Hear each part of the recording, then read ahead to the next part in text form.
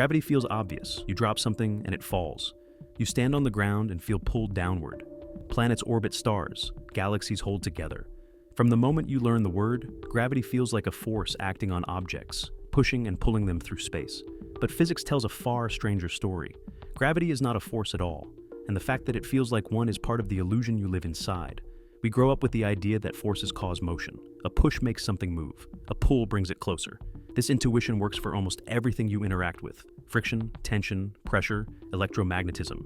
These forces act through space. They apply influence. Gravity does not behave this way. It never did. Even Newton knew something was wrong. His law of gravitation worked astonishingly well, but it came with a discomfort he never resolved. How does one mass know where another mass is, instantly across empty space? Newton himself called this action at a distance absurd. He accepted the equation because it worked, not because it made sense. For centuries, physics lived with that discomfort. Then Einstein rewrote the story. And when he did, gravity stopped being a force entirely. In Einstein's view, objects are not pulled by gravity. They are moving exactly as they should, straight ahead, freely. The strange part is not the motion. The strange part is the space they move through.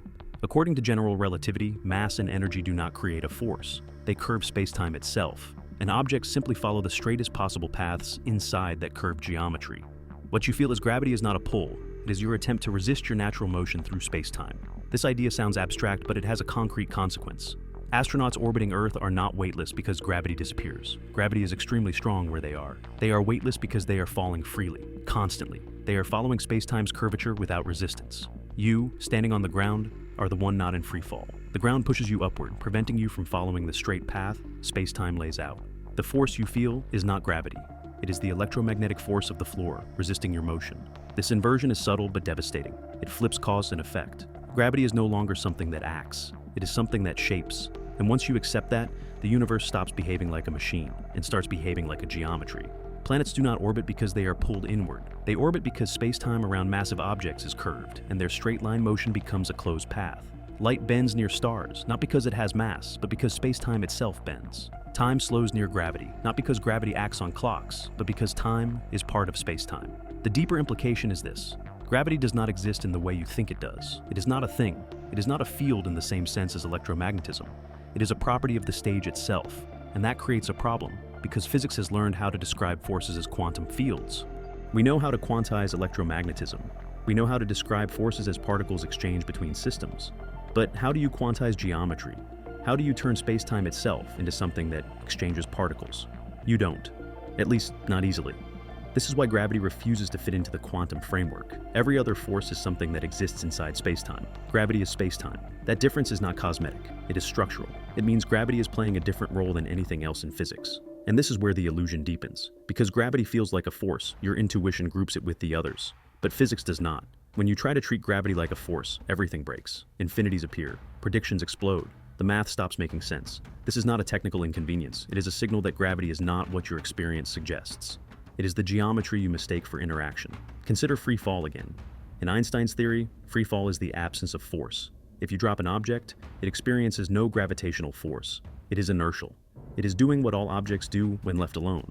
That means gravity is unique. It can be transformed away locally. In a freely falling frame, gravity disappears. No other force behaves this way. You cannot make electromagnetism vanish by changing frames. You cannot escape friction by redefining coordinates. Gravity alone allows this. That is not the behavior of a force. It is the behavior of geometry. Now think about what that means for reality itself. If gravity is geometry, then space and time are not passive containers. They are active participants. They respond, they bend, they evolve, they can ripple. Gravitational waves are not waves traveling through space. They are waves of space. Ripples in the structure that makes distance and duration possible. When two black holes merge, spacetime itself vibrates. And those vibrations travel across the universe, stretching and squeezing reality as they pass. Detectors on Earth do not feel a force. They measure changes in distance. Space itself moves. This should unsettle you. Because if gravity is not a force, then what feels like the most basic interaction in your life is actually an artifact of the geometry you inhabit. You are not being pulled downward. You are being prevented from following spacetime's natural shape. The universe is not pushing on you. You are pushing back against it. This reframes everything. It reframes motion. It reframes rest. It reframes what it means to fall. And it reframes what it means to exist in a place. Location is no longer just a position.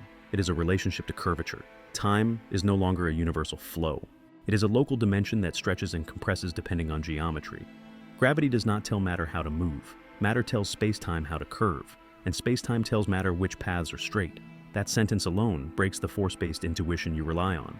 And here is the deeper problem physics faces. If gravity is geometry, then space-time must have some underlying structure. Geometry cannot be fundamental if everything else is quantum. Something must give rise to space-time at small scales. Something must replace smooth curvature with something discrete, probabilistic, relational.